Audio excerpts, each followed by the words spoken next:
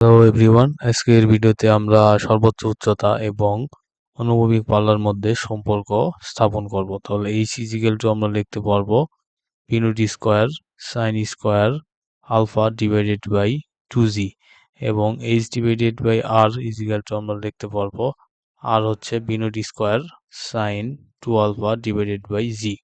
তাহলে এটাকে যদি আমরা ভাঙাই দিই তাহলে আমরা লিখতে পারবো হচ্ছে পিনট square sine square alpha divided by 2g এবং এখানে মাল্টিপ্লাই হচ্ছে জি পিনট স্কোয়ার সাইন 2 আলফা। তাহলে এটা এখানে আমরা 2 আলফা রেখে দিলাম, তাহলে জি জি চলে যায়, পিনট স্কোয়ার চলে যায় এবং এখানে সাইন স্কোয়ার আলফা এবং আমরা নিচে লিখতে পারবো হচ্ছে 2 ইন্টু সাইন 2 আলফা মানে হচ্ছে 2 সাইন আলফা কজ আলফা। তাহলে এখানে আর একটা সাইনও এখানে চলে যায়, তাহলে আমরা এপাশে আবার লিখতে পারবো H divided by R is equal two